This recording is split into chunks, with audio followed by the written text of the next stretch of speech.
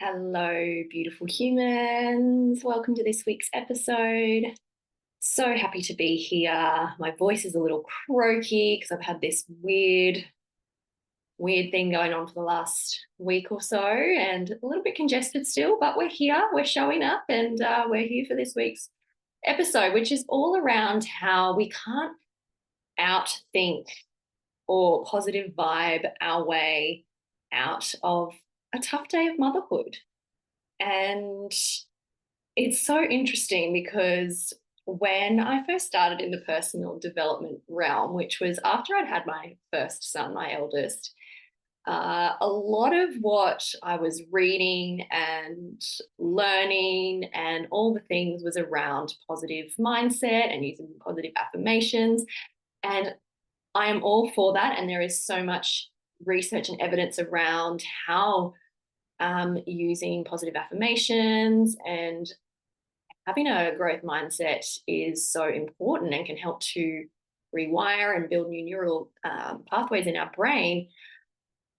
However, it wasn't until I started to learn more about everything that happens below our head in our body and how that is also a key piece of the puzzle in regards to how we show up in life and how we move through difficult times and why it is so important to actually sit with discomfort sometimes. And there is a lot of that in motherhood. I know from my personal experience, at least, because our kids will bring forth so many things that have been lying dormant, have been pushed down over the years. And our kids hold up this beautiful mirror, and we realize that, oh my gosh, there is a lot of unprocessed stuff here that I didn't even know about. And as a mother and as a human being, we can't just think our way out of that and just think, oh well, I'll be fine. Tomorrow's a new day, or things could be worse, or I should just be grateful for what I have. And yes, again, gratitude practice, I love it, I do it, and all the things, but it's not the only way that is going to have us living with our mind, body, and soul and our overall well-being at its peak. And we're not going to be able to just flick a switch and say, well, everything's good now, because that's not what happens. That's not realistic. We can't just flick a switch and shift things. And I'm all for having a positive outlook on life and being optimistic. But when we're feeling in this like deep stress and we're feeling super overwhelmed, we're feeling isolated, we're feeling depleted, just thinking our way out of it isn't actually going to cut it, and it's not going to work. And it can almost turn into a bit of toxic positivity as well, because we just try and just make things, we're really just avoiding what's the undercurrent there. We're avoiding the emotion that's under there. We're bypassing it. We're trying to numb it. And as we know, that only lasts so long, and it doesn't actually get to the root cause of what's underneath there. So it's really important to consider some other pieces of the puzzle of how we can really live optimally and thrive in motherhood, in all areas of motherhood, even during the tough times, even when we have a really shitty day, things are hard. It's like, how can I accept this and acknowledge this and really be okay with this without making it mean something? Because we can so often, as humans, we love to make meanings of things instead of just going, okay, today was not a good day. Like, I feel uncomfortable. I feel stressed out. Like, can you be okay with that? And it's not easy. And, I still now do have times where I struggle with that.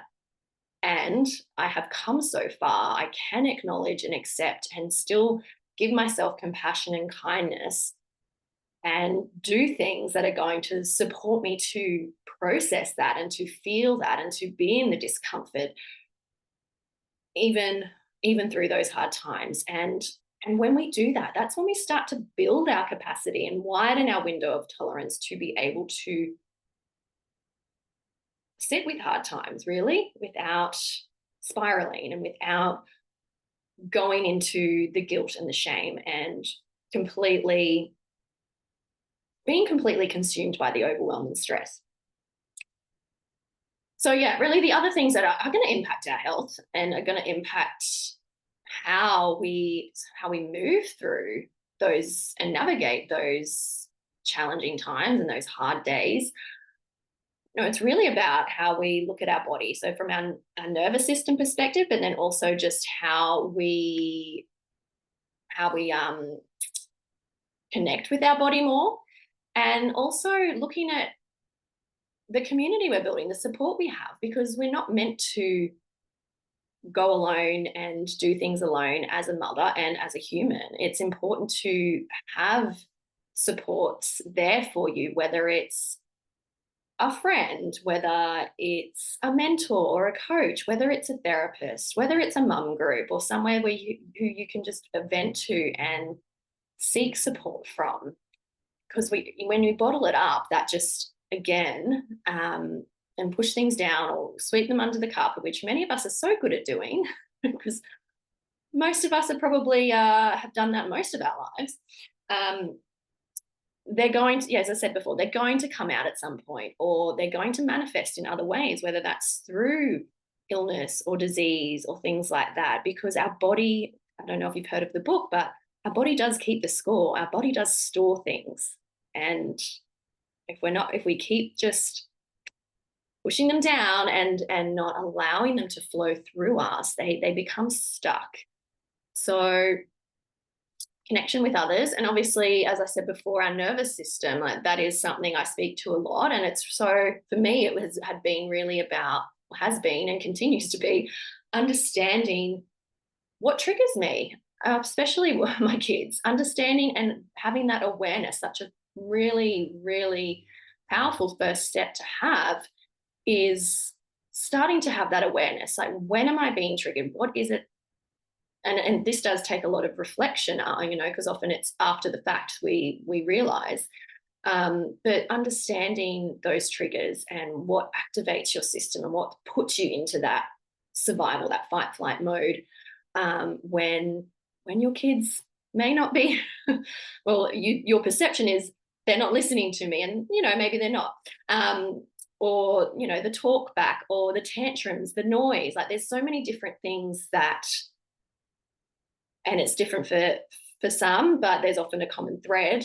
But just having that awareness, and then from there being able to hold yourself through that. And again, that's not something you can just click your fingers and have it happen, that you're never going to be triggered, because we can heal and we can rewire our nervous system, but there's probably always going to be things that will set you off, that will make you feel uncomfortable. And it's like, how can we sit with that discomfort? And when each time we sit with it, we start to expand our capacity. And there's also ways that we can soothe our nervous system, to look after our nervous system, to rewire our nervous system, both in the moment and also throughout the day, through different practices, through going outdoors and being in nature and being out in the sunshine, through the food you eat, and so many other things. So your nervous system plays a huge, huge piece of the puzzle in being able to move through challenging days, to broaden your ability to be able to shift and move through the roller coaster of what is motherhood and life, and to be able to do it without completely flipping your lid, without spiraling. And then the similar thing with your body. So and again, women, so many of us, we're so disconnected from our bodies.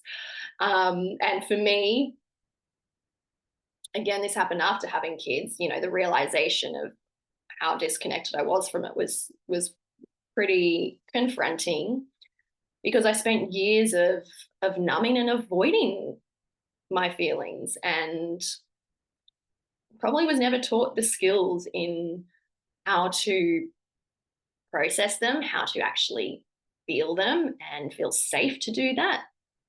And that really disconnected me from my body, and with that from my intuition, and being able to really listen to my intuition and to follow through on those things. But when I did start to cultivate that safety and start to, and this is still a process, it's not something I've, again, flicked a switch and yay, I'm I'm completely connected. And we go through periods like life throws us curveballs and things. But it's really allowed me to have, by doing different practices, by working with people, um, it's really started to support me and have me have a deeper connection with my body and with my body's wisdom, with my essence and who I am at my core. And from that, I've been able to, connect with, what is it that I value in life, and what is it that I want to, or who is it that I want to be as a mother, and not what society tells me, but who do I want to be as a mother? How do I want to show up for my children? And that's also, connecting with my body has completely shifted my physical health, well, overall health, but physical health in a profound way. I had a lot of gut health issues a few years back. And again, every so often, it will rear its ugly head again. The symptoms will pop up.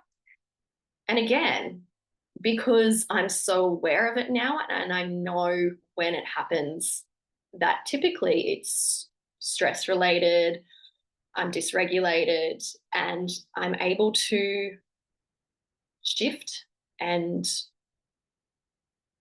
tune into my body. What is there? What is the undertone there? What is the feeling or the emotion that might be contributing to the flare up of this? And it passes so much more quickly, and it doesn't come up a lot anymore. It used to be a daily pain that I would get, and now it's, maybe every few months. So it's just showing you that when we look at our entire being and not just think, okay, well, everything's going to be okay, I'm good, I'm fine. That's such a that's such a big one that we hear, and used it many a time in the past.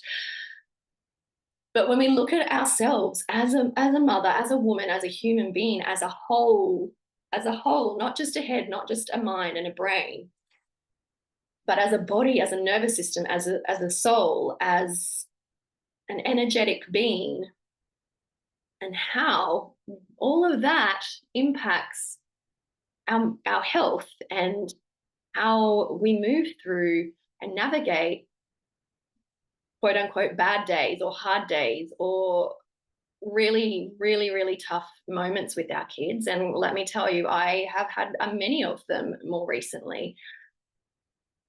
And start to understand that and realize that, and be okay with it instead of just bypassing it.